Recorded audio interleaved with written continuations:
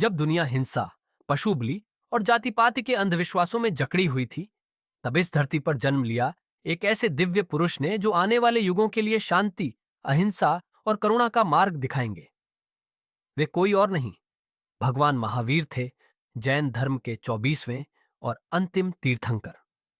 जैन ग्रंथों के अनुसार 23वें तीर्थंकर पार्श्वनाथ जी के मोक्ष प्राप्ति के 298 वर्ष बाद तीर्थंकर महावीर स्वामी का जन्म हुआ।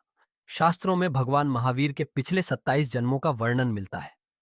उन्होंने ऋषभदेव भगवान के पौत्र और राजा भरत के पुत्र मरीचि के रूप में जन्म लिया। एक अवसर पर राजा भरत ने भगवान ऋषभदेव से पूछा कि उनके कुल में और कौन तीर्थंकर बनेगा। भगवान केवल ज्ञानी थे, इसलिए उन्हें सब कुछ ज्ञान था। तब उन्होंने उत्तर दिया कि हमारे कुल में आपके पुत्र मरीचि इस 24वीं के अंतिम तीर्थंकर बनेंगे।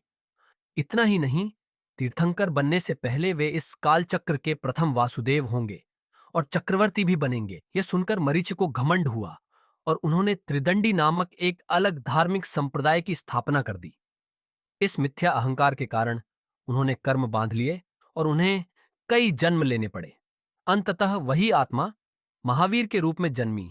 चैत्र शुक्ल 13 को वर्धमान का जन्म कुंडलपुर में हुआ, जो आज बिहार में माना जाता है।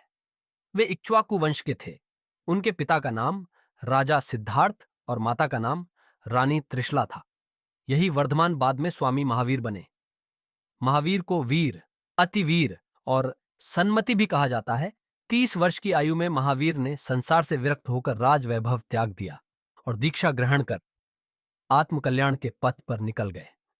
12 वर्षों की कठिन तपस्या के बाद उन्हें केवल ज्ञान प्राप्त हुआ, जिसके पश्चात उन्होंने संवशरण में ज्ञान प्रसारित किया। 72 वर्ष की आयु में उन्हें पावापुरी से मोक्ष की प्राप्ति हुई। इस दौरान महावीर स्वामी के कई अनुयायी बने, जिसमें उस समय के प्रमुख राजा बिंबिसार, कुणिक और चेटक भी शामिल थे।